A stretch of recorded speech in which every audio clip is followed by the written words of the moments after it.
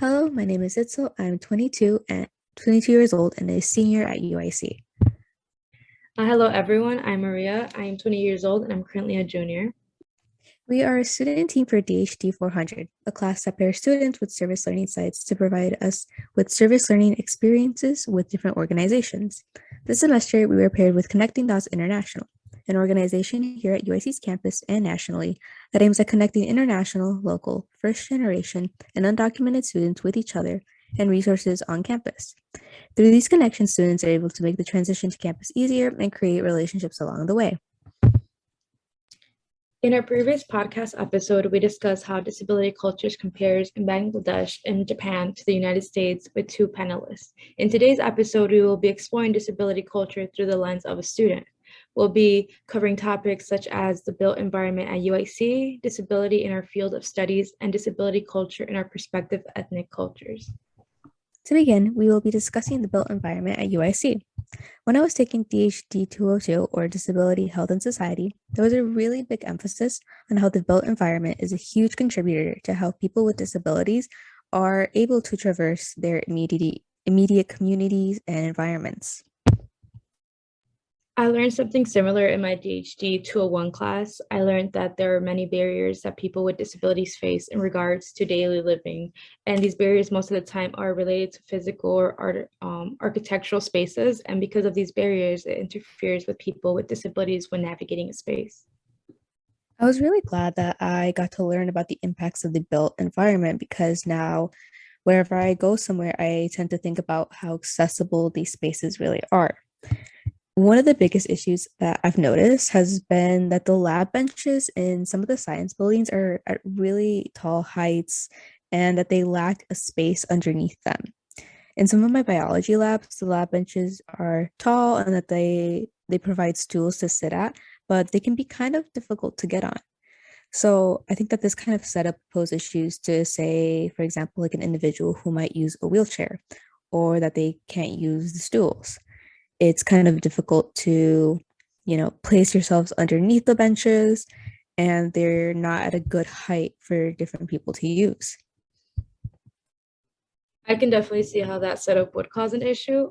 In my experience, I have recently seen the mention of the East Campus Quad renovations, and these renovations are set to begin on May 16 of 2022, that they want to create an ice skating ring in the middle of the quad. And by creating these renovations, it raised concerns for accessibility barriers and space for protesting. So by creating this renovation, it will become more difficult to navigate for people with disabilities. Gladly, there has been petition campaigns that have led to a town hall meeting to discuss UIC's community concerns. I'm glad that you bring that up because I also saw the concerns about um, renovating the quad, which I think is a really great open space for people and students to enjoy the area. And I guess getting rid of it would cause some issues. However, in contrast to my prior point about like inaccessible lab benches, I also noticed recently that there was an accessible space in one of my chemistry labs.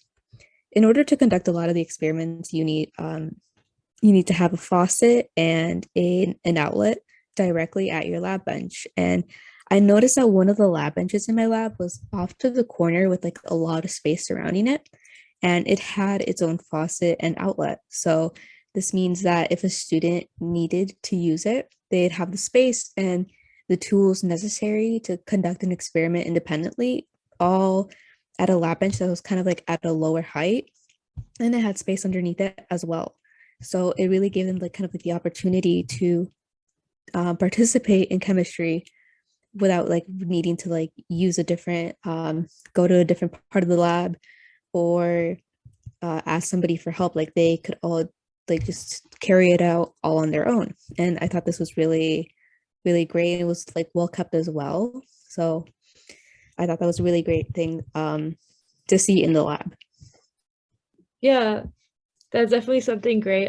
It's nice to know that the labs are being more accessible. And something else that's positive, I like to add that many professors have began to create their course materials more accessible. So for my beginning of my college experience, many of the times students were giving PDF files or scanned books that were low quality, but were expected to be reviewed and understood. But now I have noticed that many professors have made their materials more accessible by adding captions to their recordings or sharing transcripts. And by creating course materials accessible to everyone, it kind of creates an inclusive environment for everyone to learn. I like that you bring that up as well because it makes me remember of a time when I was taking one of my physics courses and there weren't any like captions available, and this made it really difficult for me to hear sometimes. And if I had had the captioning, it would have been really great. And I understand that, other students would have benefited from it as well. Um, but there's some other things that outside of the classroom as well that I would like to talk about. So I remember I was going to the student services building and I felt that the inclines in like the atrium area were really, really steep.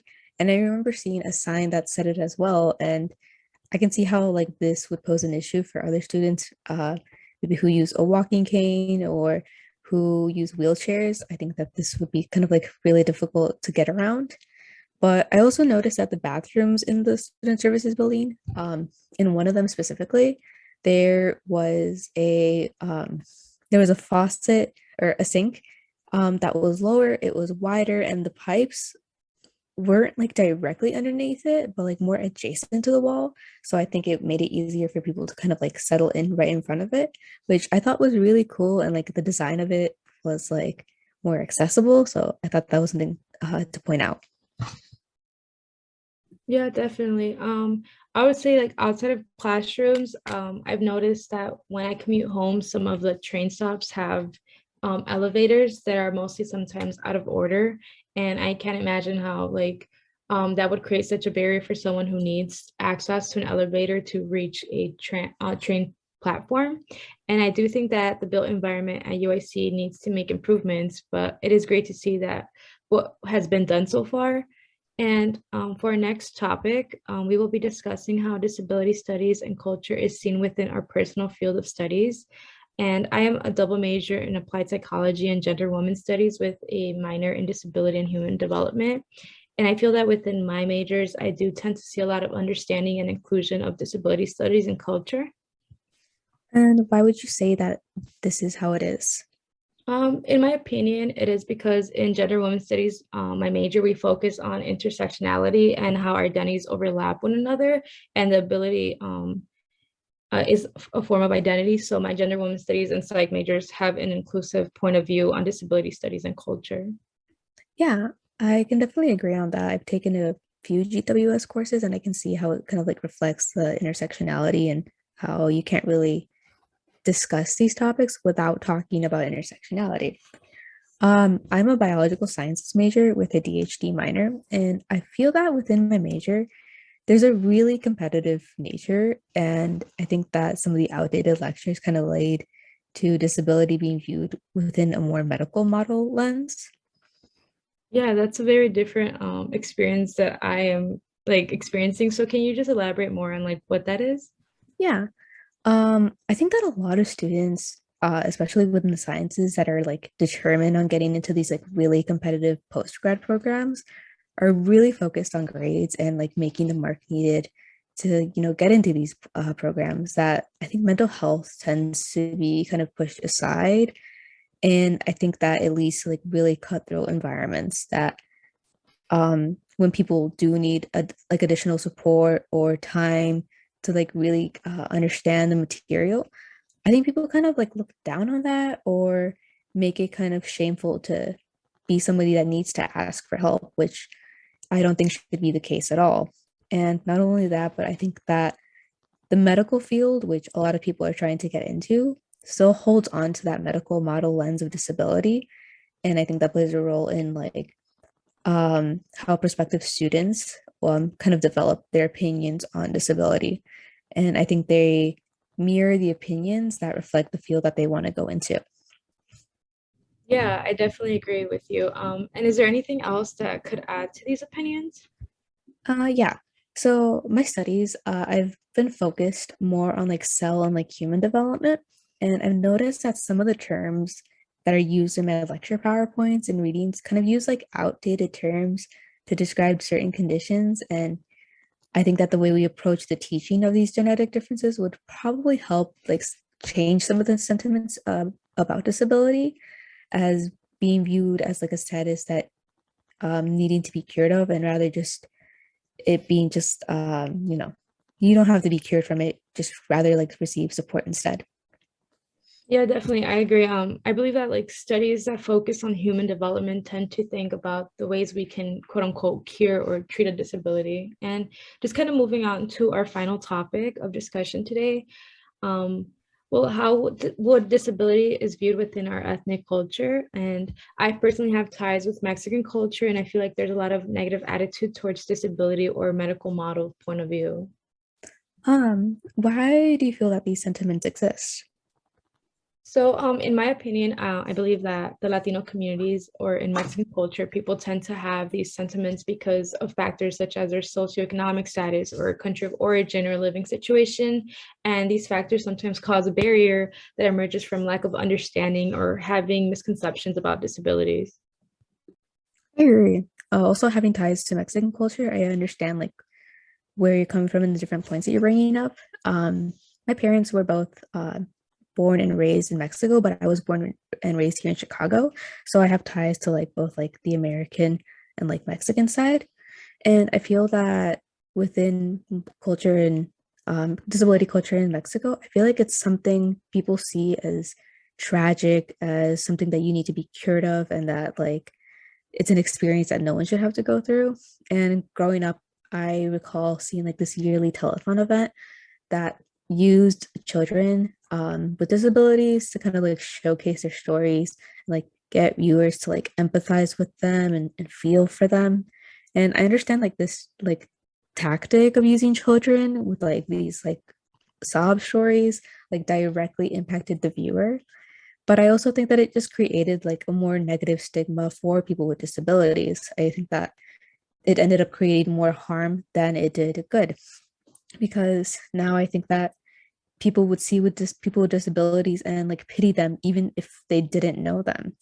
If somebody was like living independently, pursuing a life in a way that what they wanted, that was fulfilling to them, all of that would be disregarded if they were if they were disabled, because people would just view them in a way that they feel like their life isn't complete or like it's missing something. Yes, I definitely agree. I kind of grew up in a similar environment watching these telethons on TV also, and kind of hearing my parents express their pity. And pity is something that is very ableist and offensive to do because people with disabilities are not looking for your pity. And also growing in a Mexican household, I would hear my parents talk about disability as an act of God or a punishment, which is a lot of religion was applied to the topic of disability at home. So there's a huge stigma that if you have a disability, it's something bad or a form of a punishment when it truly is not a punishment, but just a condition or a body of mind that can be something more difficult for someone.